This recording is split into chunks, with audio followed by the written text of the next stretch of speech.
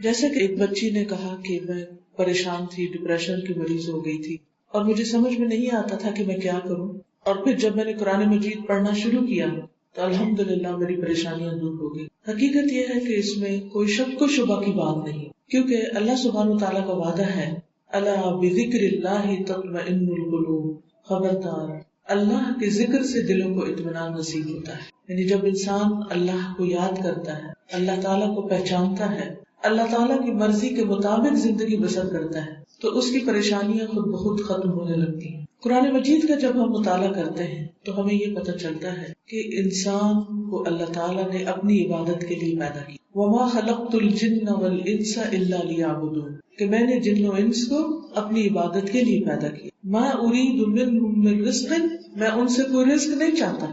اللہ تعالیٰ کو ہمارے مال و دولت سے کوئی دلچسپی نہیں۔ وَمَا أُرِيدُ أَن يُطْعِمُونِ، اور میں یہ بھی نہیں چاہتا کہ وہ مجھے کھلائیں، یعنی اللہ تعالیٰ کو کھانے کی حاجت نہیں۔ اور بندے جو دنیا کے پیچھے اتنا بھاگ رہے ہیں اور ان کے مال اور ان کی کمائی اور ان کی کوشش جو زیادہ تر کھانے پینے کے لیے ہوتی ہے، پیٹ بھرنے کے لیے ہوتی ہے، تو اللہ سبحانہ و تعالیٰ کو ایسی کوئی ضرورت نہیں۔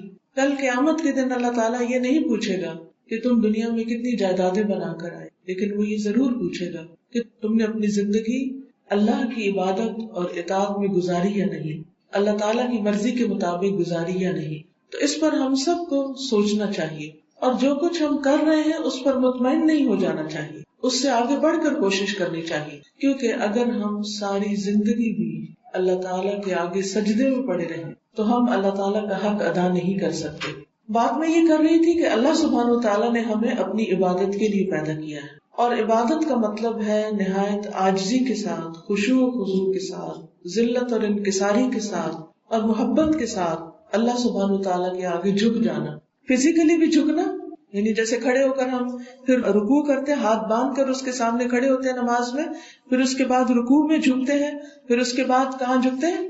سجدے میں جھکتے ہیں۔ تو یہ عبادت کی ایک فارمل قسم ہے۔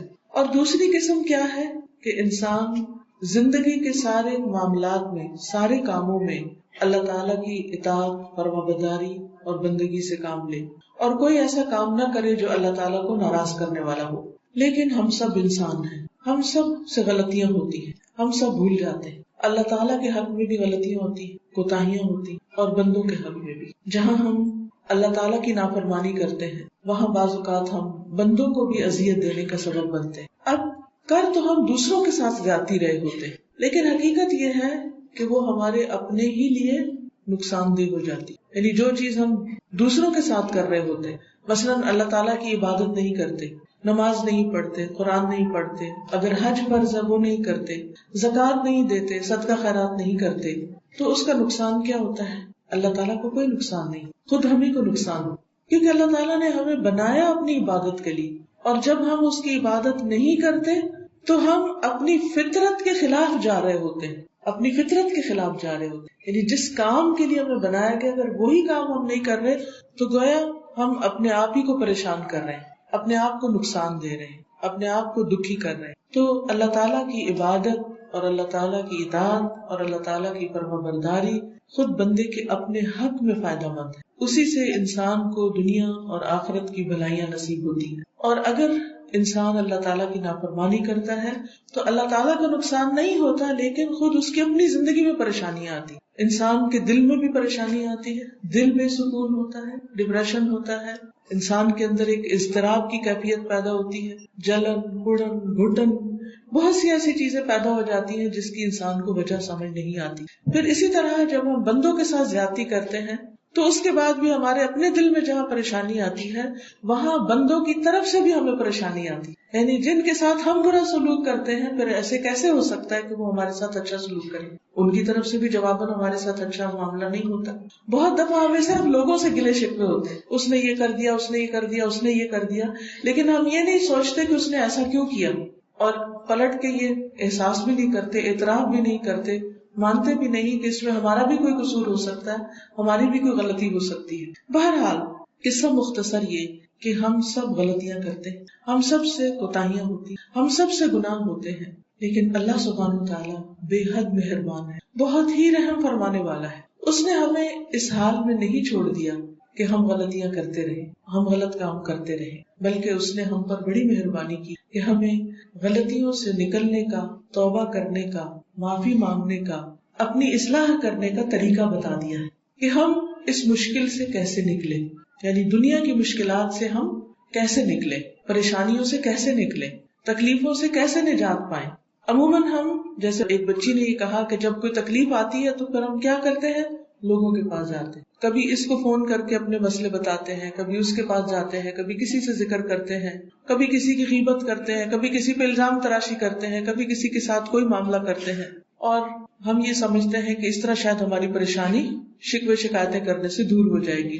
اور ہوتا کیا ہے، جب ہم ایک کی بات دوسرے کو بتاتے ہیں، وہ پھر اس کو بتا دیتا ہے جس کی بات ہوتی، اب اس کا دل پہلے سے بھی زیادہ پریشان، وہ اور زیادہ لڑنے کے لیے آ جاتا ہے۔ تو اب اس کا نتیجہ یہ ہوتا ہے کہ وہ مسئلہ جو ہے وہ چھوٹا ہونے کی بجائے، وہ کم ہونے کی بجائے وہ بڑھنا شروع کر دیتا ہے، اور وہ ملٹی پلائی ہو جاتا ہے، کئی گنا زیادہ بڑھ جاتا ہے۔ پھر اسی طرح کچھ لوگ کیا کرتے ہیں، وہ قبروں پہ چلے جاتے ہیں، مزاروں پہ چلے جاتے ہیں، ان سے جا کے اپنی حاجتیں رکھتے ہیں، ان کے آگے جھکتے ہیں، ان کے نام کی نظر و نیاز دیتے ہیں۔ کچھ لوگ جیتے بزرگوں کے پاس چلے جاتے ہیں اور یہ سمجھتے ہیں کہ وہ ہمارے مسئلے حل کر دیں گے، وہ ہماری سفارش کر دیں گے، یا وہ ہمارا کوئی مسئلہ جو ہے وہ اس کا کوئی سولوشن نکال دیں گے۔ تو بات یہ ہے کہ اصل مدد کرنے والا اللہ ہی ہے، اور سارے مسائل سے نکلنے کا حل کیا ہے کہ انسان اللہ تعالیٰ کی طرف رجوع کرے، سب سے پہلے اپنے فرائض کی پابندی شروع کرے، فرائض کی پابندی میں سب سے زیادہ نماز کی پابندی کرے۔ اور نماز میں آپ دیکھیے کہ ہم ہر نماز کے شروع میں جب سورۃ الفاتحہ پڑھتے ہیں تو کیا کہتے ہیں، ایاک نعبد و ایاک نستعین، صرف تیری ہی ہم عبادت کرتے ہیں اور صرف تجھ سے ہم مدد چاہتے ہیں، یعنی تیری مدد ہمیں چاہیے، تو ہمیں مدد دے۔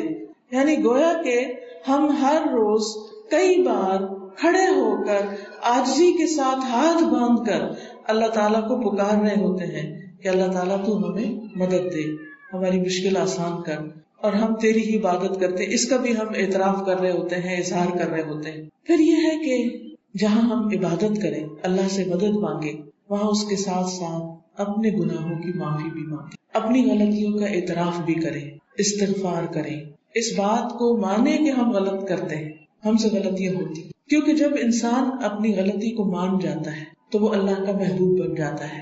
آدم علیہ السلام سے غلطی ہوئی تھی کہ انہوں نے اس درخت کا پھل کھا لیا تھا جس سے اللہ تعالیٰ نے ان کو منع کیا تھا، لیکن جو ہی ان کے کپڑے اتروائے گئے اور اللہ تعالیٰ کی ناراضگی کا اظہار ہوا تو انہوں نے کیا کہا، ربنا ظلمنا انفسنا وان لم تغفر لنا وترحمنا لنکونن من الخاسرین، اے ہمارے رب ہم نے اپنی جان پر ظلم کیا، ربنا ظلمنا انفسنا وان لم تغفر لنا وترحمنا، اور اگر تو نے ہمیں بخشا نہیں اور تو نے ہم پر رحم نہیں کیا، لنکونن من الخاسرین، تو ہم ضرور خسارہ پانے والوں میں سے ہو جائیں گے، ہم ضرور نقصان اٹھانے والوں میں سے ہو جائیں گے، تو اس لیے تو ہمیں معاف کر دے۔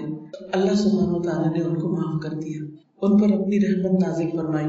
اس کے برعکس ابلیس کو جب سجدے کا حکم دیا گیا کہ آدم کے آگے سجدہ کرو، تو اس نے سجدہ کرنے سے انکار کر دیا اور پھر اپنی غلطی کو نہیں مانا۔ آدم علیہ السلام کو ایک چیز سے رکنے کا حکم دیا گیا تھا، ابلیس کو ایک کام کرنے کا حکم دیا گیا تھا، تو دونوں سے ہی غلطی ہوئی، جس کو روکا گیا تھا وہ رکے نہیں، اور جس کو کرنے کو کہا گیا تھا اس نے کیا نہیں، اور یہی غلطی ہوتی ہے، یہی گناہ ہوتا ہے کہ اللہ سبحانہ وتعالیٰ جن کاموں کو کرنے کا ہمیں حکم دے انہیں کرنا چاہیے، جب ہم انہیں نہیں کرتے تو نہ کرنا گناہ ہوتا ہے، اور جس چیز سے اللہ تعالیٰ روکتے ہیں اس سے رکنا چاہیے، اور جب ہم نہیں روکتے تو یہی چیز کیا کہلاتی ہے، گناہ کہلاتی ہے، نافرمانی کہلاتی ہے۔ اب آپ دیکھیے کہ جب ابلیس نے انکار کر دیا، ابا واستکبر وکان من الکافرین، اس نے انکار کیا اور تکبر کیا اور وہ انکار کرنے والوں میں شامل ہو گیا، اور پھر جب اسے اللہ تعالیٰ نے پوچھا بھی کہ ما منعک اللہ تسجد اذ امرتک، تمہیں کس چیز نے روکا کہ تو سجدہ نہ کرے جبکہ میں نے تجھے حکم دیا تھا کہ تو سجدہ کرے، تو تو نے سجدہ کیوں نہیں کیا؟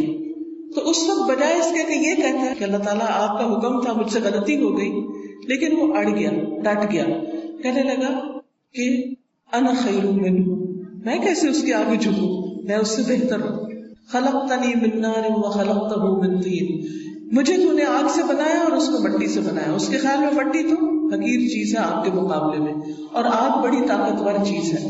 تو ابلیس جو تھا اس نے جب انکار کیا اور ڈھٹائی کی, اوپر سے بات نہیں مانی, تو اللہ سبحانہ وتعالیٰ اس سے ناراض ہو گیا. اب ہمارے سامنے بھی دو رویے ہیں, ایک وہ جو آدم علیہ السلام نے اختیار کیا, اور دوسرا وہ جو ابلیس نے اختیار کیا. اب سوال یہ پیدا ہوتا ہے کہ ہم اپنے لیے کس طریقے کو پسند کرتے ہیں, کہ غلطی ہو جانے پر معافی مانگنے کے طریقے کو, یا غلطی ہونے پر اکڑ جانے اور ڈٹ جانے اور ضد کرنے کے اور بغاوت اور سرکشی کے طریقے کو. تو جو لوگ ابلیس کے راستے پر چلتے ہیں ان کا انجام کیا ہوگا؟ وہ ابلیس کے ساتھ ہوں گے آخرت میں. اور جو لوگ اپنی غلطیوں کی معافی مانگ لیتے ہیں ان کے لیے کون سا راستہ کھلا ہے؟ اللہ تعالیٰ کی رضامندی کا, اللہ تعالیٰ کی خوشی کا, اللہ تعالیٰ کی طرف سے رحمت کا. اس لیے ہم سب کو ہر روز اپنا جائزہ لیتے رہنا چاہیے, کیونکہ ہر روز ہمارے لیے زندگی میں ایک امتحان ہوتا ہے, ہر روز ایک امتحان ہوتا ہے, اور ہر روز ہم غلطیاں کرتے ہیں. کبھی ہم بھول جاتے ہیں, جیسے آدم علیہ السلام بھول گئے تھے, ان سے بھول ہو گئی تھی, انہوں نے جان بوجھ کے ایسا نہیں کیا تھا, شیطان نے انہیں بھلوا دیا تھا, اپنی باتوں میں لگا لیا تھا. تو کبھی ہم سے بھول ہو جاتی ہے, اور کبھی ہم جان بوجھ کے بھی غلط کام کر دیتے. کسی خواہش کی تکمیل کے لیے ہمارے دل میں کچھ کرنے کی خواہش پیدا ہو جاتی ہے تو ہم اس خواہش کے پیچھے لگ جاتے ہیں اور اللہ تعالیٰ کو ناراض کر بیٹھتے ہیں. وجہ کوئی بھی ہو, چاہے بھول ہو, چاہے خواہش سے مغلوب ہو کر کریں, جہالت میں کریں, یا غصے میں آ کر کریں, جذبات میں آ کر کریں, کچھ بھی کریں, لیکن جس وقت احساس ہو اس وقت فوراً توبہ کر لیں, فوراً رجوع کر لیں, فوراً معافی مانگ لیں, فوراً پلٹ آئیں. اس کا فائدہ کیا ہوگا؟ اس کے بے شمار فائدے ہیں جو ہمیں قرآن و سنت سے پتہ چلتے ہیں. سب سے بڑی بات تو یہ کہ جب انسان استغفار کرتا ہے تو وہ اللہ تعالیٰ کی رحمت پاتا ہے, اس پر اللہ کی رحمت آتی ہے. ہم سب چاہتے ہیں کہ ہم پر اللہ تعالیٰ کی رحمتیں نازل ہوں. کون کون چاہتا ہے؟ ہم سب چاہتے ہیں. کوئی بھی ایسا نہیں کہ جو رحمت کا محتاج نہ ہو, سب کو ضرورت ہے.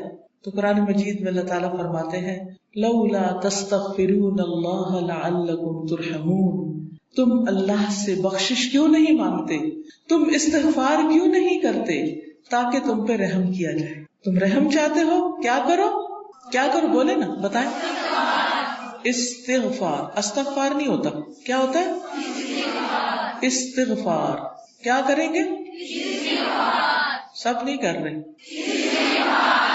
استغفار کریں گے, ٹھیک ہے, تاکہ کیا ہو, اللہ تعالیٰ کی رحمت آئے, اللہ تعالیٰ کی رحمت آئے. اور اگر کسی پر اللہ کی رحمت نازل ہو گئی تو پھر کیا اس کا کوئی مسئلہ بھی اٹکا ہوا رہ جائے گا؟ کوئی پریشانی باقی رہے گی؟ کچھ بھی باقی نہیں رہے گا, سب ٹھیک ہو جائے گا. پھر اسی طرح توبہ کرنے سے, استغفار کرنے سے اللہ تعالیٰ کی محبت نصیب ہوتی ہے. اللہ تعالیٰ ایسے بندوں سے محبت کرتا ہے جو استغفار کرتے ہیں, جو توبہ کرتے ہیں. اور یہ بات بھی ہمیں قرآن مجید سے پتہ چلتی ہے. سورۃ البقرہ کی آیت نمبر 222 میں آتا ہے ان اللہ یحب التوابین ویحب المتطہرین, بے شک اللہ تعالیٰ محبت رکھتا ہے, اللہ تعالیٰ محبت کرتا ہے ان سے جو بہت توبہ کرتے ہیں اور جو بہت پاک صاف رہتے ہیں, یعنی اپنی صفائی ستھرائی کا, طہارت کا, پاکیزگی کا انتظام کرتے ہیں, اہتمام کرتے ہیں. اور جو شخص دن میں 5 نمازیں پڑھتا ہے, 5 دفعہ وضو کرتا ہے, اور اپنے ہاتھ اور منہ اور ناک اور کان اور پاؤں اور ہر چیز کی صفائی کرتا ہے, وہ اللہ تعالیٰ کا محبوب ہوتا ہے. کیونکہ اس کی مثال اس سے دی گئی نا کہ اگر کوئی دن میں 5 بار کسی نہر میں نہائے تو کیا اس کے جسم پر کوئی میل کچیل رہ جائے گی؟ تو اسی طرح نماز جو ہے وہ توبہ استغفار کرنے کا ذریعہ بھی ہے, اور اسی طرح جسمانی طور پر بھی پاک صاف ہونے کا ذریعہ ہے. پھر اسی طرح آپ دیکھیے کہ بڑی ناپاکی ہو تو نہانے کی بھی ضرورت ہوتی ہے, اور اس طرح انسان پورا جسم اس کا پاک صاف ہو جاتا ہے, ہر جگہ سے میل کچیل اتر جاتی.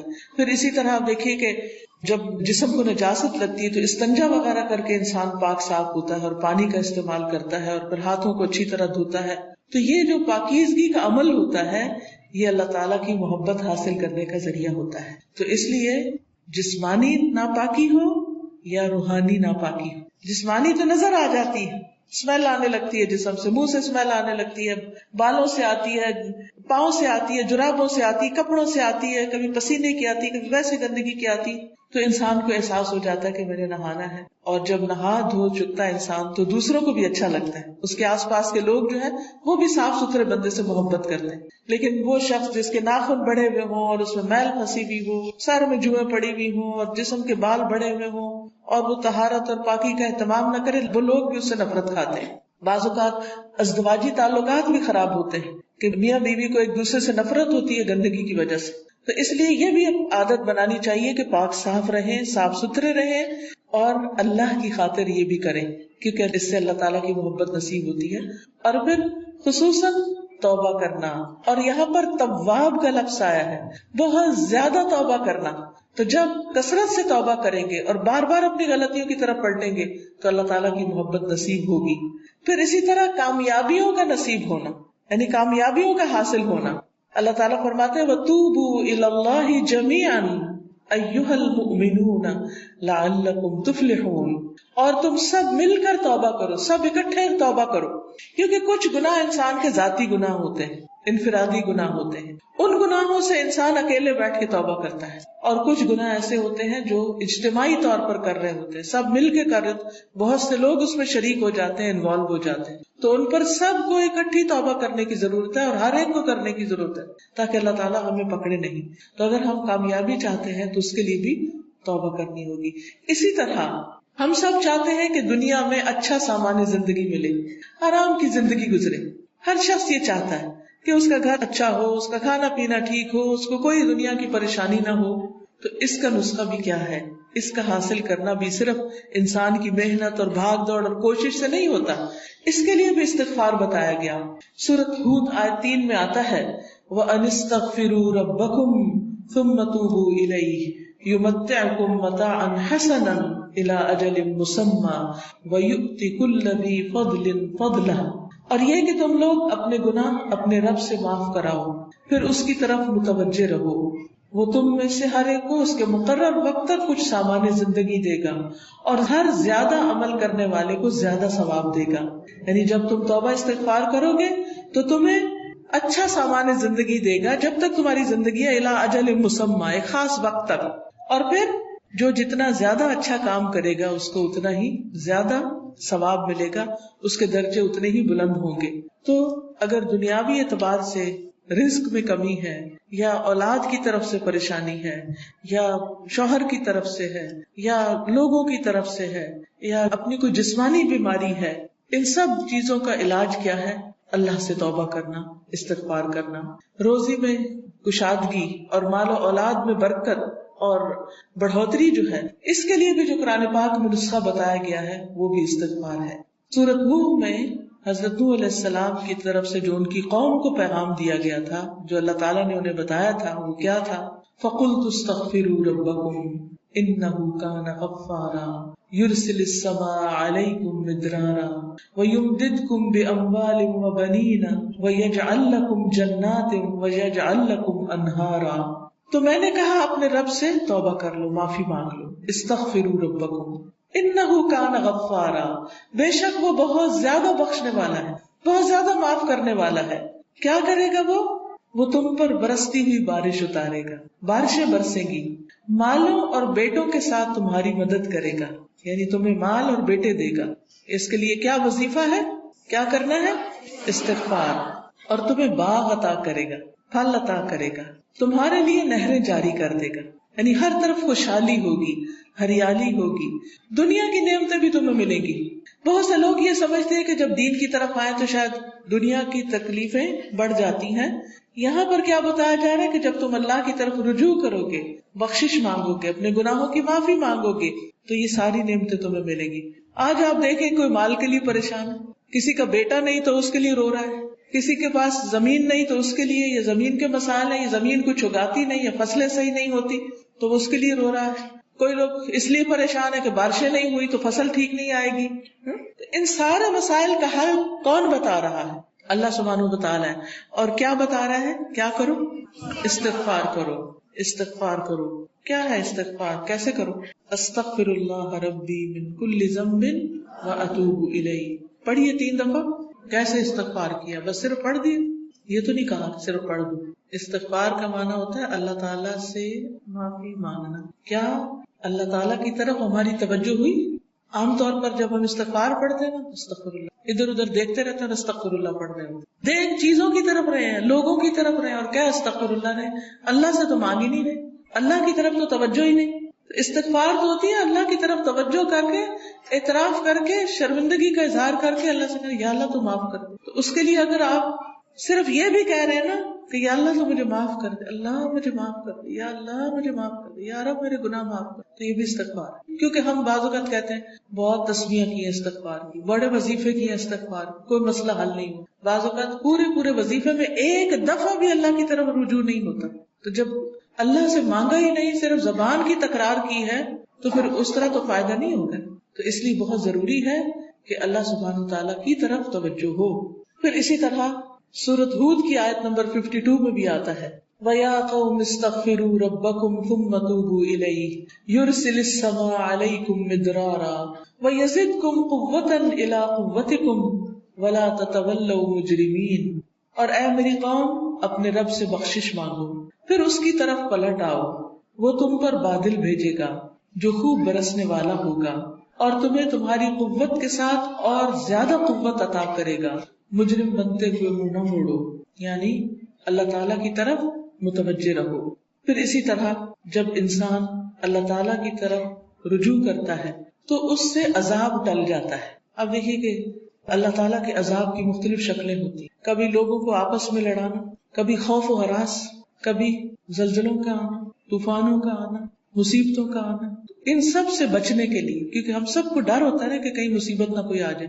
بارش نہ برسے تو پریشانی، بارش زیادہ ہونے لگے تو پریشانی، سردی نہ آئے پریشانی، سردی زیادہ ہونے لگے تو پریشانی، گرمی زیادہ ہونے لگے تو پریشانی. تھوڑی سی بھی چیز جب اعتدال سے ہٹتی ہے تو ہماری پریشانی بڑھنے لگتی ہے. تو جہاں کہیں بھی آپ کو خوف آئے، کسی بھی چیز سے خوف، اس بات سے خوف کہیں چھت نہ گر پڑے، کئی لوگوں کو فوبیا ہوتا ہے چھت نہ گر پڑے، گھر سے نکلی ہو کہیں ایکسیڈنٹ نہ ہو جائے، کہیں کوئی اور مصیبت نہ آ جائے، گھر میں چور نہ آ جائے. مختلف طرح کے جو شک ہیں، وسوسے ہیں، خوف ہیں، توہمات ہیں، یہ ہم سب کے دلوں میں آتے ہیں. ایسا ہے نا، سب کو پریشانیاں لاحق ہوتی. جو ہی ایسی کوئی پریشانی لاحق ہو تو فوراً کیا کریں؟ استغفر اللہ ربی من کل ذنب، یا اللہ تو مجھے معاف کر، یا اللہ تو معاف کر، اللہ میں اپنے سارے گناہوں کو مانتی، سب کا اعتراف کرتی. کسی چیز کی کمی ہو جائے اس وقت بھی یہی کریں، استغفار.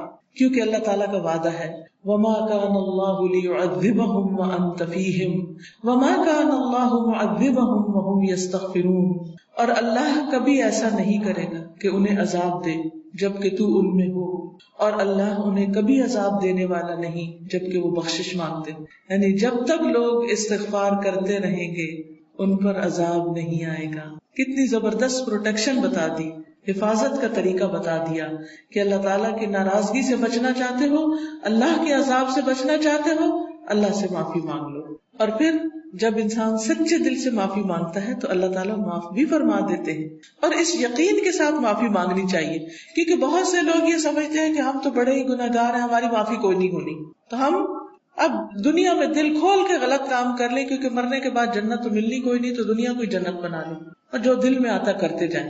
یہ سوچنا بھی غلط ہے، کیونکہ رسول اللہ صلی اللہ علیہ وسلم نے فرمایا بے شک ابلیس نے اپنے رب عز و جل سے کہا تیری عزت اور جلال کی قسم میں تیرے بندوں کو اس وقت تک گمراہ کرتا رہوں گا جب تک ان کے جسم میں روح رہے گی.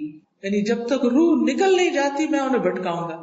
اسی لیے جب کوئی شخص فوت ہو رہا ہوتا ہے اور تکلیف میں ہوتا ہے اس وقت بھی ابلیس اس کے دل میں اللہ کے بارے میں گمان برا کرتا ہے، وسوسے ڈالتا ہے. جیسے عام طور پر آپ دیکھیں کہ عام حالات میں ہم بڑے خوش رہتے ہیں، لیکن جو ہی کوئی پریشانی آتی ہے تو ہم اللہ تعالیٰ سے ناراض ہونے لگتے ہیں، ہے نا ایسا؟ اور اس میں یہ نہیں کہ کوئی گناہگار ہوتا ہے تو وہی ایسا کرتا ہے، بڑے بڑے دیندار اور نیک لوگ بھی شیطان کے وسوسوں کا شکار ہو جاتے ہیں. ابن الجوزی نے اپنی کتاب میں لکھا ہے ایک واقعہ کہ میں ایک شخص کو جانتا ہوں جو 80 سال سے عبادت کر رہا ہے، کبھی اس نے نماز جماعت سے نہیں چھوڑی، لیکن اس کی جب بیٹی کا بیٹا فوت ہوا تو اس سے صبر نہ ہو سکا. کہنے لگا کہ اللہ سے دعا نہ کرو کیونکہ وہ سنتا نہیں. 80 سال کی عبادت کے باوجود شیطان بہکانے میں کامیاب ہو گیا. شیطان کا بہکاوا کیا؟ اللہ سے مایوس کر دو بندوں کو کہ اللہ نہیں سنتا تمہاری. اور کتنے لوگ ہیں جو یہ کہتے ہیں ہم بہت دعائیں کی ہیں ہماری نہیں سنی جاتی، چلو کسی بزرگ کے پاس چلے، اس کی شاید سنی جائے. نہیں، اللہ سب کی سنتا ہے. وَإِذَا سَأَلَكَ عِبَادِي عَنِّي فَإِنِّي قَرِيبٌ أُجِيبُ دَعْوَةَ الدَّاعِ إِذَا دَعَانِ. جب میرے بندے آپ سے میرے بارے میں سوال کریں تو انہیں بتا دیجئے کہ میں تو قریب ہوں. انی قریب اجیب دعوت الداعی اذا دعانی. میں پکارنے والے کی پکار سنتا ہوں جب بھی وہ مجھے پکارتا ہے. جب بھی پکارتا میں سنتا ہوں، میں جواب دیتا ہوں. اجیب، میں جواب دیتا ہوں. یہ الگ بات ہے کہ اللہ تعالیٰ اپنی حکمت کی وجہ سے کبھی اسی طرح اس کو دیتے ہیں جیسے وہ مانگ رہا ہے، اور کبھی اس سے بہتر دیتے ہیں، اور کبھی قیامت کے لیے اس کے لیے اجر جمع کر کے رکھ دیتے. تو ایسی صورت میں کبھی بھی اللہ کے بارے میں بدگمانی نہیں کرنی، کبھی مایوس نہیں ہونا. اگر دیر بھی ہو تو بھی پکارتے چلے جانا ہے. اس کا ایک فائدہ تو ہوتا ہے کہ انسان زیادہ دعائیں کر رہا ہوتا ہے، کیونکہ جب کام ہو جاتا ہے تو ہم سب سے پہلے اللہ ہی کو بھولتے ہیں. کتنی دفعہ ایسا نہیں ہوا کہ جب کوئی پریشانی آئی، کوئی مجبوری ہوئی، کوئی تکلیف آئی، کوئی خوف آیا تو ہم نے خوب ذکر کیا، دعائیں کی، اور جب تکلیف دور ہوئی تو ہم بھی بھول گئے، نمازیں بھی چھوڑ دی. کچھ لوگ تو نماز تک بھی چھوڑ دیتے. تو ابلیس کا کام کیا ہے، شیطان کا کام کیا ہے کہ بندوں کو اللہ سے مایوس کرے. اور اس نے قسم کھائی تھی کہ میں جب تک ان کے جسم میں روح باقی ہے میں انہیں بھٹکاؤں گا. تو اللہ رب العزت نے فرمایا مجھے اپنی عزت و جلال کی قسم، جب تک وہ مجھ سے معافی مانگتے رہیں گے میں انہیں معاف کرتا رہوں گا. میں بھی ضرور معاف کروں گا. اس لیے ہر حال میں، یعنی آخری درجے کی بھی کوئی تکلیف اور پریشانی ہو تو بھی مایوس نہ ہو. اللہ تعالیٰ کے لیے تو کن کہنے کی دیر ہے، کچھ مشکل نہیں. اور اس کے لیے کیا ہے کہ نیک کاموں کے بعد دعا کریں، خصوصی اوقات میں دعا کریں. مثلا جب آذان ہوتی ہے تو آذان کا جواب دے کر جو دعا کی جاتی ہے، وہ جو دعا پڑھ کے اللہم رب ھذہ الدعوۃ التامہ اور درود شریف پڑھ کے، تو اس وقت کی دعا رد نہیں ہوتی. اسی طرح مظلوم کی دعا بھی رد نہیں ہوتی. مظلوم بھی اللہ کے بہت قریب ہوتا ہے. اگر آپ سمجھتے ہیں کہ کوئی آپ پر ظلم بھی کر رہا ہے، آپ کا حق مار رہا ہے، تو آپ اس وقت اگر اللہ تعالیٰ کو پکاریں گے تو آپ کی سنی جائے گی انشاءاللہ. پھر اسی طرح رات کے آخری حصے میں حدیث میں آتا ہے، نبی صلی اللہ علیہ وسلم اپنے رب عز و جل سے روایت کرتے ہیں کہ ایک آدمی گناہ کرتا ہے، پھر کہتا ہے کہ اے اللہ میرا گناہ میرے لیے معاف کر دے. اللہ تبارک و تعالیٰ فرماتا ہے میرے بندے نے گناہ کیا اور اسے علم ہے کہ اس کا کوئی رب بھی ہے جو گناہوں کو معاف کرتا ہے یا ان پر پکڑتا بھی ہے، میں نے اپنے بندے کو معاف کر دیا. اور ابو ہریرہ کہتے ہیں کہ رسول اللہ صلی اللہ علیہ وسلم نے فرمایا ہمارا رب تبارک و تعالی ہر رات کو اس وقت آسمان دنیا پر آتا ہے جب رات کا آخری تہائی حصہ باقی رہ جاتا ہے. وہ کہتا ہے، یعنی اللہ تعالیٰ فرماتا ہے کوئی جو مجھ سے دعا کرے تو میں اس کی دعا قبول کروں، ہے کوئی جو مجھ سے مانگے تو میں اس کو عطا کروں، ہے کوئی جو مجھ سے بخشش مانگے تو میں اسے بخش دوں. قرآن مجید میں بھی آتا ہے وَبِالْأَسْحَارِ هُمْ يَسْتَغْفِرُونَ کہ وہ سحری کے وقت استغفار کرتے ہیں، اپنے گناہوں کی معافی مانگتے ہیں. تو ہمیں ایسے اوقات میں جس میں دعائیں قبول ہوتی ہیں اللہ تعالیٰ سے معافی مانگتے چلے جانا چاہیے، کیونکہ بڑے سے بڑا گناہ استغفار سے معاف ہو جاتا ہے. کتنا بھی بڑا گناہ، کوئی بھی گناہ ہو، جب بندہ معافی مانگتا ہے تو اللہ تعالیٰ اس کو معاف فرما دیتے ہیں. قرآن مجید میں آتا ہے وَمَن يَعْمَلْ سُوءًا أَوْ يَظْلِمْ نَفْسَهُ ثُمَّ يَسْتَغْفِرِ اللَّهَ يَجِدِ اللَّهَ غَفُورًا رَحِيمًا. اور جو شخص کوئی برا کام کر بیٹھے یا خود پر ظلم کر لے پھر اللہ سے بخشش طلب کرے تو وہ اللہ کو بہت بخشنے والا اور خوب رحم کرنے والا پائے گا. یعنی جب بھی گناہ ہو، جب بھی غلطی ہو تو انسان اللہ تعالیٰ کی طرف رجوع کر لے. سورۃ آل عمران میں آتا ہے والذین اذا فعلوا فاحشة او ظلموا انفسهم ذکروا اللہ فاستغفروا لذنوبهم ومن یغفر الذنوب الا اللہ ولم یصروا علی ما فعلوا وهم یعلمون. ایسے لوگوں سے جب کوئی برا کام ہو جاتا ہے یا وہ اپنے آپ پر ظلم کر بیٹھتے ہیں تو فوراً انہیں اللہ یاد آ جاتا ہے اور وہ اپنے گناہوں کی معافی مانگنے لگتے ہیں. اور اللہ کے سوا کون ہے جو گناہ معاف کرے؟ وہ جانتے بوجھتے اپنے کیے پر اصرار نہیں کرتے، یعنی اپنی غلطی کو مان جاتے ہیں. یہ نہیں کہتے کہ ہم نے تو غلطی کی ہی نہیں، میرا تو قصور ہی نہیں. وہ صرف دوسروں کو بلیم نہیں کرتے، وہ غلطیوں کی وجہ اپنے آپ کو بھی گردانتے ہیں، خود کو بھی بلیم کرتے ہیں اور اپنے لیے معافی چاہتے ہیں. پھر اسی طرح انس بن مالک کہتے ہیں کہ میں نے رسول اللہ صلی اللہ علیہ وسلم کو فرماتے ہوئے سنا کہ اللہ تبارک و تعالی فرماتا ہے اے ابن آدم جب تک تو مجھے پکارے گا اور مجھ سے پر امید رہے گا میں تجھے بخشتا رہوں گا. جب تک تم مجھے پکارتے رہو گے میں تمہیں بخشتا رہوں گا. جو بھی گناہ ہوگے میں کوئی پرواہ نہیں کروں گا، یعنی کسی بھی قسم کا گناہ. اے ابن آدم اگر تیرے گناہ آسمان کی بلندیوں تک پہنچ جائیں، یعنی ایک بندہ اتنا گناہگار ہے کہ اس نے گناہ کر کر کر کے زمین سے آسمان تک کی جگہ بھر دی، جیسے وہ ایک شخص تھا جس نے 99 قتل کیے تھے، پھر تو مجھ سے بخشش طلب کرے تو میں پرواہ کیے بغیر تجھے بخش دوں. اے ابن آدم اگر تو زمین کے برابر گناہ لے کر آئے، ساری زمین بھر کے گناہ لے آئے اور اس حال میں مجھ سے ملے کہ میرے ساتھ شرک نہ کیا ہو تو میں تجھے ان گناہوں کے بقدر بخش دوں گا. یعنی گناہ کتنا بھی بڑا ہو، گناہ کتنے بھی زیادہ ہو، اللہ تعالیٰ کی بخشش اس سے بڑی ہے. بس ضرورت اس چیز کی ہے کہ ہم اللہ تعالیٰ کی طرف پلٹیں اور بخشش مانگیں. پھر اسی طرح یہ ہے کہ جب بندہ گناہ کرتا ہے تو اس کا گناہ نہیں لکھا جاتا. حدیث میں آتا ہے کہ بائیں طرف والا فرشتہ جو ہے وہ 6 گھڑیاں مسلمان گناہگار بندے سے اپنا قلم اٹھائے رکھتا ہے، یعنی غلطی ہوئی تو وہ روکے رکھتا قلم، شاید اس کے دل میں پریشانی ہو رہی ہے پلٹ آئے توبہ کر لے، اور اگر وہ شرمندہ ہو تو وہ اس سے اس کا گناہ نہیں لکھتا، قلم رکھ دیتا ہے. اگر وہ شرمندہ ہو کر استغفار کرتا ہے تو وہ معافی مانگ لیتا ہے تو وہ گناہ لکھا ہی نہیں جاتا، ورنہ ایک گناہ لکھ لیتا ہے. اور جب استغفار کرتا ہے تو وہ گناہ بھی مٹ جاتا ہے. یعنی اللہ تعالیٰ نے کسی کے لیے بھی کوئی دروازہ یا راستہ بند نہیں کیا، کیونکہ حدیث میں آتا ہے التائب من الذنب کمن لا ذنب لہ، گناہ سے توبہ کرنے والا ایسا ہے جیسے اس نے گناہ کیا ہی نہ ہو. پھر اسی طرح جب انسان سچے دل سے توبہ کرتا ہے تو اللہ تعالیٰ کا یہ بھی وعدہ ہے کہ میں ان گناہوں کی بدلے ان گناہوں کی جگہ پر نیکیاں لکھ دوں گا. یعنی جب انسان روتا ہے، تڑپتا ہے، پریشان ہوتا ہے، معافی مانگتا ہے تو کیا ہوتا ہے کہ انسان کے گناہ جو گناہ لکھے گئے تھے وہ نیکیوں میں بدل جاتے ہیں. اور یہ بھی سورۃ الفرقان سے ہمیں پتہ چلتا ہے الا من تاب وآمن وعمل عملا صالحا فاولئک یبدل اللہ سیئاتہم حسنات وکان اللہ غفورا رحیما، سوائے ان لوگوں کے جو توبہ کریں، جو ایمان لائیں اور نیک عمل کریں، ایسے لوگوں کے گناہوں کو اللہ نیکیوں سے بدل دیتا ہے اور اللہ بہت بخشنے والا اور بڑا ہی مہربان ہے. پھر اسی طرح یہ ہے کہ انسان جب گناہ کرتا ہے تو دل سیاہ ہوتا ہے، دل پر ایک دھبا لگ جاتا ہے، اور اگر انسان توبہ نہیں کرتا اور گناہ کر لے تو وہ دھبا بڑھ جاتا ہے، اس سے نقطہ پھیل جاتا ہے.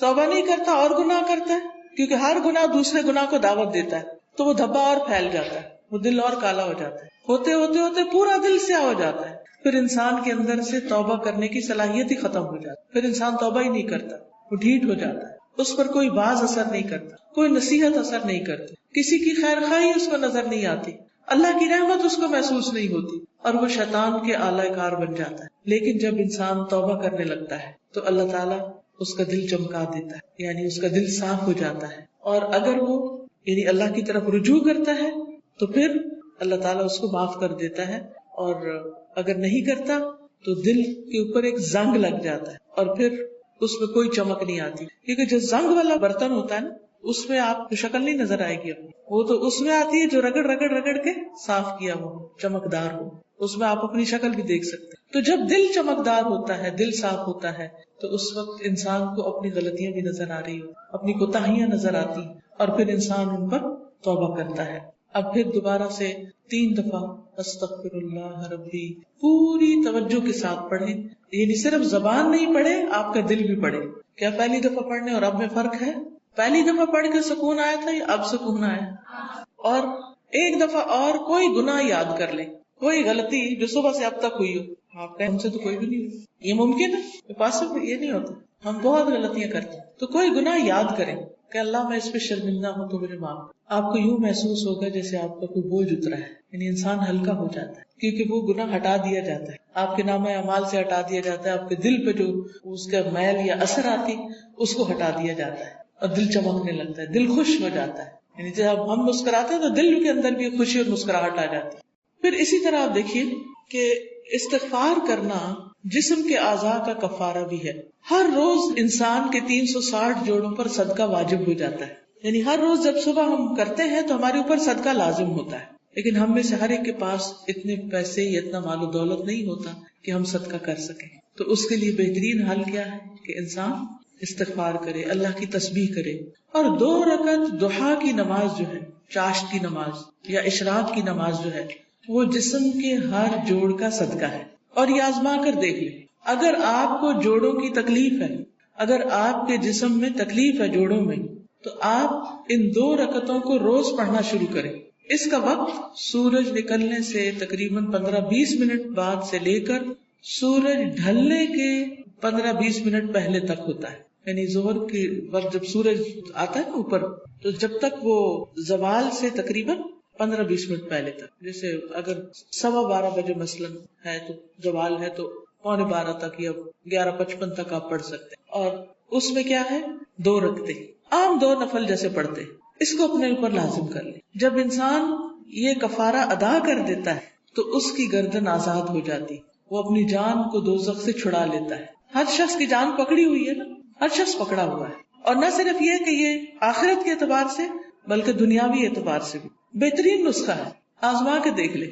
لیکن ہم میں سے اکثر کو یہ پتہ ہی نہیں کہ روز ہم پہ صدقہ واجب ہوتا ہے. ہم صدقہ کب کرتے ہیں، صدقہ کب دیتے ہیں، اپنی جان کا صدقہ کب دیتے ہیں؟ جی، جب کوئی بیمار ہوتا ہے پھر اس کی طرف سے بکرا ذبح کرتے ہیں کہ اس جان کے بدلے جان دے دے، بس.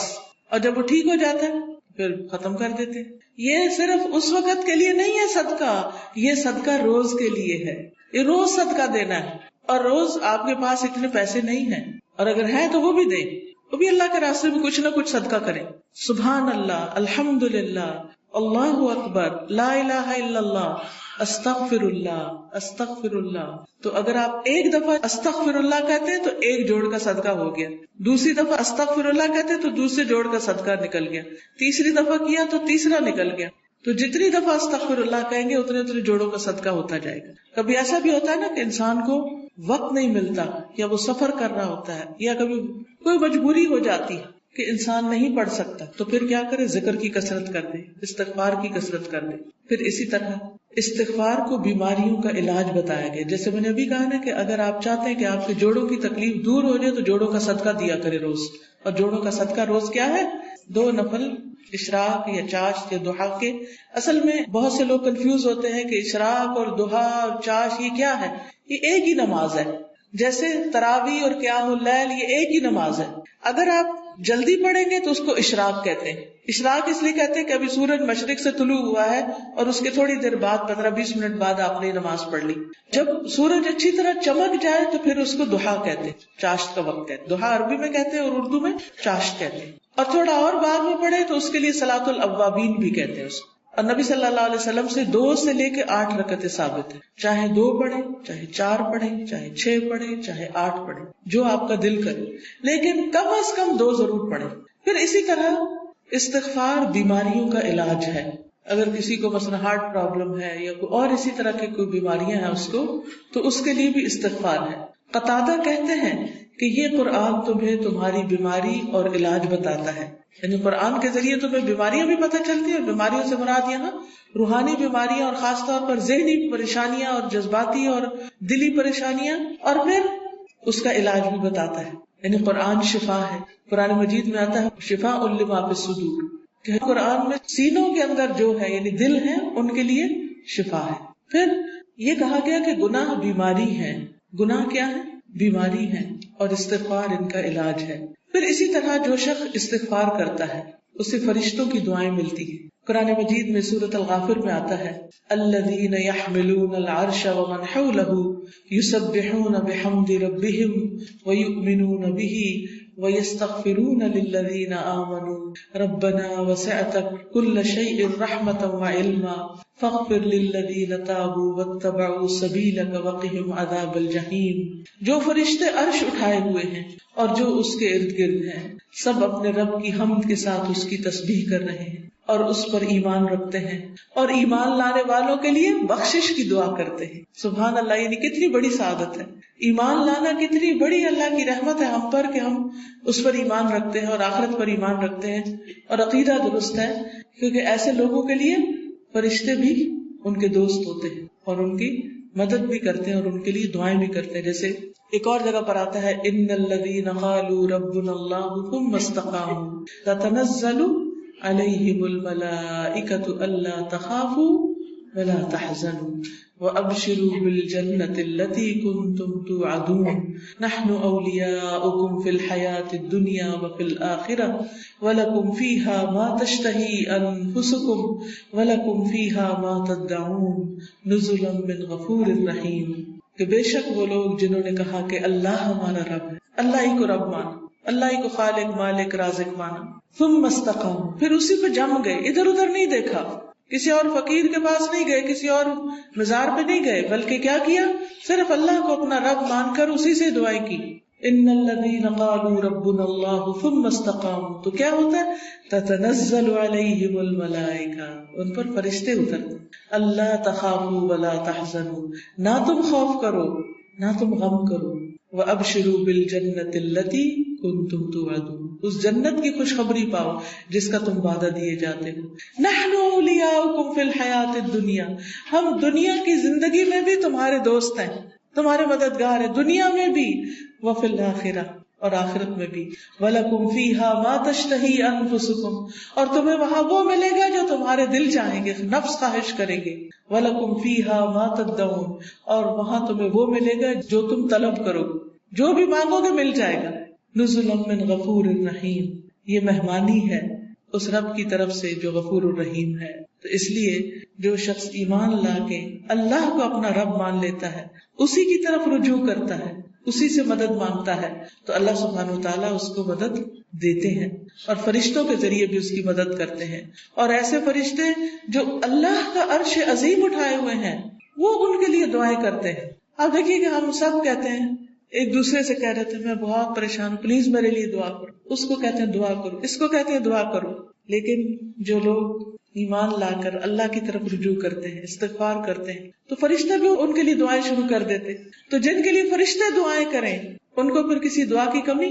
پھر آپ دیکھیں ایک اور کام، بلکہ آپ ہی سے پوچھوں گی کون سا ہے وہ کام جس کی وجہ سے فرشتے کیا زمین کی ساری مخلوق دعائیں کرتی ہے، مچھلیاں بھی سمندر میں اور چیونٹیاں بھی زمین میں. کس کس کو پتا ہے؟ سب کو نہیں پتا، سب کو پتا ہونا چاہیے. ٹھیک ہے، وہ کس کے لیے؟ جو لوگوں کو خیر کی بات سکھائے، اچھی باتیں لوگوں کو بتائے، قرآن و حدیث کی تعلیم دے، سیکھے اور سکھائے. ایک جگہ پر سیکھنے والے کے لیے بھی آتا ہے. طالب علم کے لیے کیا خوشخبری ہے؟ فرشتے کیا کرتے ہیں طالب علم کے لیے؟ اپنے پر بچھاتے ہیں تواضع سے، اس کی رسپیکٹ کرتے ہیں. اور ایک اور میں آتا ہے یعنی اس کے اوپر سایہ کرتے ہیں. کتنی بڑی خوشخبری.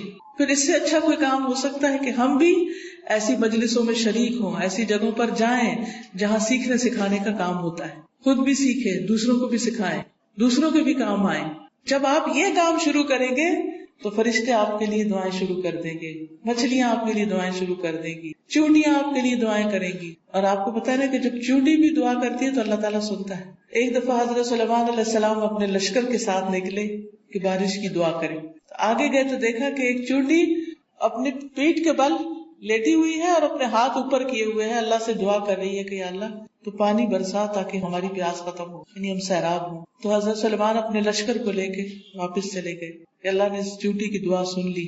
تو پرندے بھی، درندے بھی، چونٹیاں بھی، یہ سب دعائیں کرتے ہیں.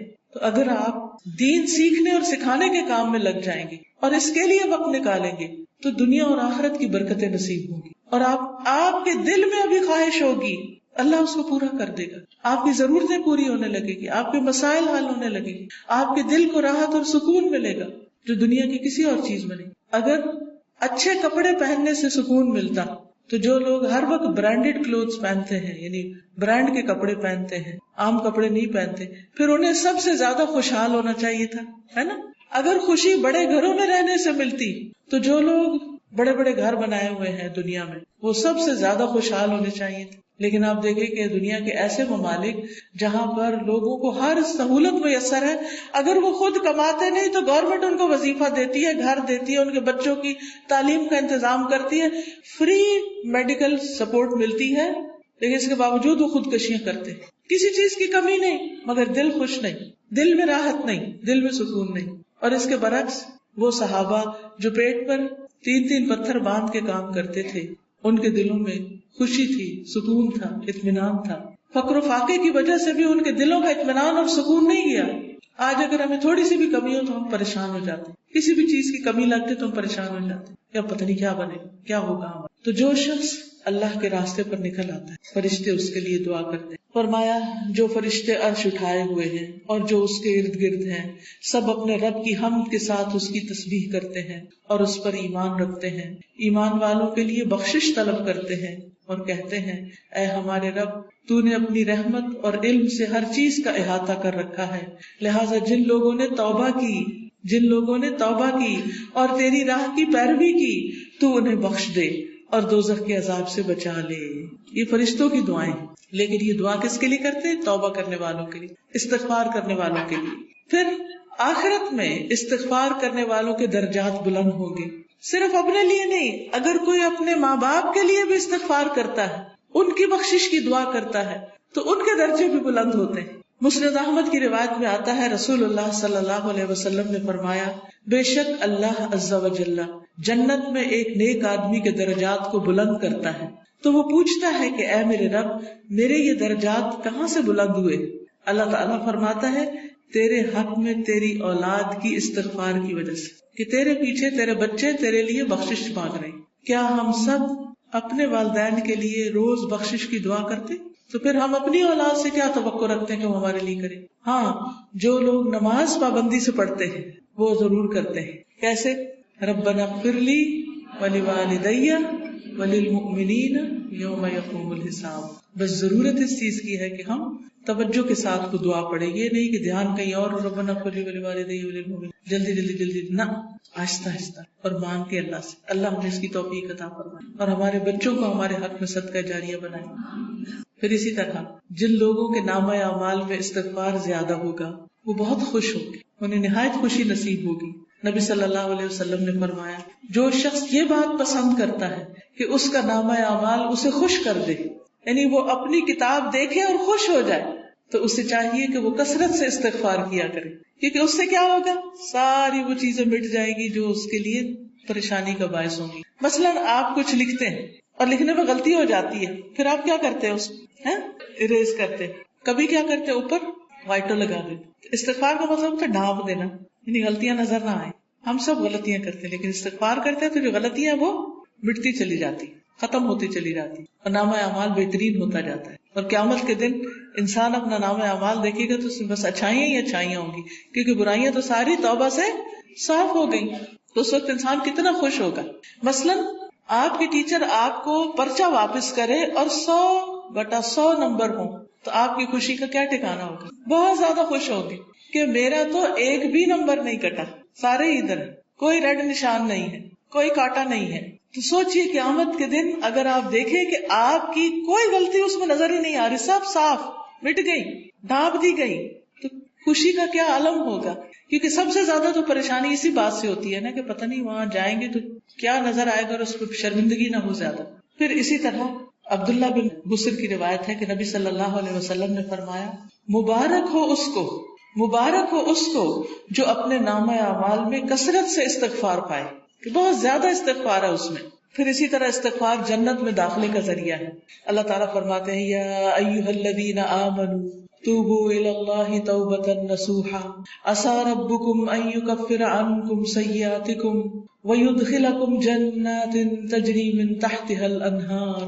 اے لوگو جو ایمان لائے ہو، اللہ کی طرف توبہ کرو، خالص توبہ، سچی توبہ، پکی توبہ، صحیح والی توبہ.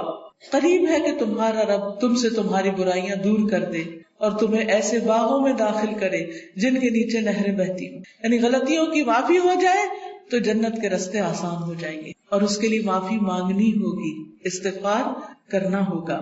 پھر اسی طرح جہنم سے بچنے کا ذریعہ بھی استغفار ہے، کیونکہ کچھ لوگ جہنم میں ڈالے جائیں گے تاکہ ان کو ان کی غلطیوں کی سزا ملے. جب وہ سزا بھگت لیں گے پھر نکال کے جنت میں بھیجے جائیں گے. اس وقت بھی آپ کو گرمی لگ رہی ہو تو دل گھبرا رہا ہو، یہ تو وقتی گرمی، اور ایسی بھی نہیں کہ جس سے انسان کو یعنی بہت تکلیف. ٹھیک ہے انکمفرٹیبل ہوتا ہے انسان، وہ الگ بات ہے، لیکن اس میں بھی انسان کیا چاہتا ہے کہ فوراً ہوا میں نکلے، تازہ ہوا میں اور فریش ہو. کہاں آگ میں ہو انسان، ہم میں سے کس کے اندر ہمت ہے کہ وہ آگ کو برداشت کرے؟ کیا کسی کمرے میں، کسی گھر میں، کسی جگہ آگ لگی ہوئی آپ اس کے اندر جانا پسند کریں گے؟ دور سے بھاگیں گے، دھواں دیکھ کے بھی اس طرف نہیں جائیں گے کہ کہیں وہ آگ پھیل کے مجھ تک نہ آئے۔ تو قیامت کے دن ہم میں سے کوئی بھی نہیں جانا چاہے گا، اور اس کا طریقہ کیا ہے؟ پھر ہم دنیا میں ہی کثرت سے استغفار کر لیں، دنیا میں ہی معافی مانگ لیں تاکہ جہنم میں جانے سے بچ جائیں۔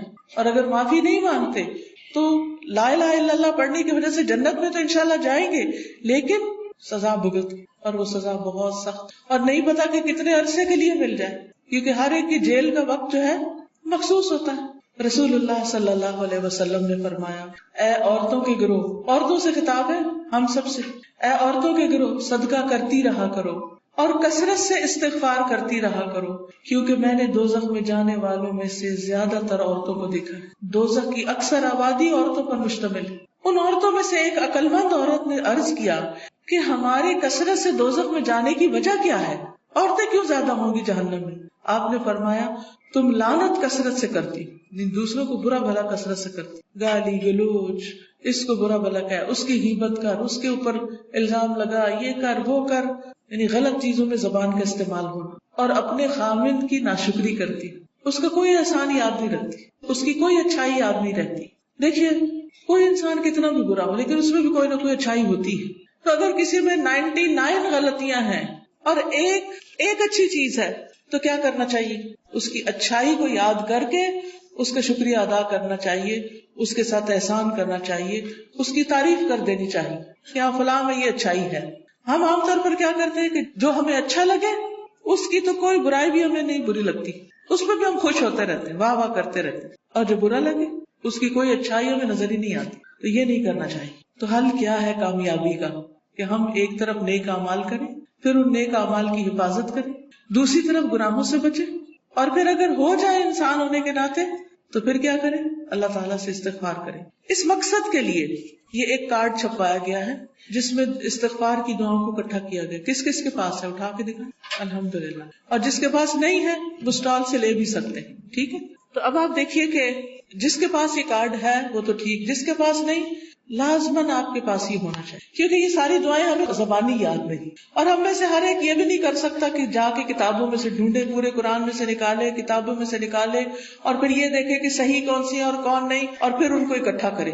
تو الحمدللہ اللہ کے فضل سے یہ دعائیں آپ کے لیے اکٹھی کر دی گئی۔ کوشش کریں کہ ہر روز ان دعاؤں کو آپ پڑھیں، لیکن اگر ہر روز نہیں پڑھ سکتے تو جس وقت آپ کو پریشانی ہو، بے چینی ہو، بیماری ہو، خوف ہو، گھبراہٹ ہو، مرنے کا خوف ہو، آخرت کی پکڑ کا خوف ہو، فکر ہو، آپ کے اندر بے چینی اور اضطراب آ جائے، فوراً استغفار کرنا شروع، اس کے بغیر بھی کریں اور اس کے ساتھ بھی کریں۔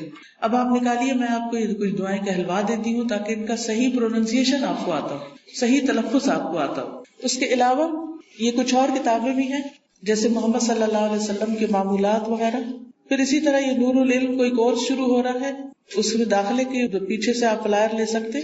اسی طرح قرآن و سنت سے لی ہوئی صحیح دعائیں دعا کیجیے نام کی کتاب میں ہے، بہت سی دعائیں یہاں پر ملے گی آپ کو۔ یہ کتاب اگر آپ کے گھر میں ہو تو ہر موقع کی دعا اس میں آپ کے لیے۔ اسی طرح ذکر کے بارے میں کارڈ ہے، جادو کے بارے میں بہت سے لوگوں کے ذہن میں سوال ہوتے ہیں، پریشان رہتے ہیں، تو جادو کی حقیقت پر اور پھر اس کا علاج کیا ہے اس پر یہ کتاب ہے۔ پھر اچھا اخلاق انسان کے نامہ اعمال میں بہت بھاری نیکی ہوگی، تو اس پر یہ کہ اچھا اخلاق ہے کیا کیا کرنا ہوتا ہے، احادیث پر مشتمل یہ کتاب ہے۔ پھر اسی طرح صدقہ و خیرات جو ہے وہ بلاؤں کو ٹالتا ہے، بلا آنے سے بھی روکتا ہے، اور جب آ جائے تو اس کو بھی دور کرنے کا ذریعہ بنتا ہے۔ جیسے ایک حدیث میں آتا ہے، داؤ مرضاکم بالصدقات، اپنے مریضوں کا علاج صدقے سے کرو، یعنی اگر کوئی بیمار ہو جائے تو صدقہ کرنا شروع کر دو، تو صدقہ بھی ایک علاج ہے۔ تو یہ صدقہ خیرات کس طرح ہوتا ہے اس پہ احادیث پر مبنی یہ کتاب ہے۔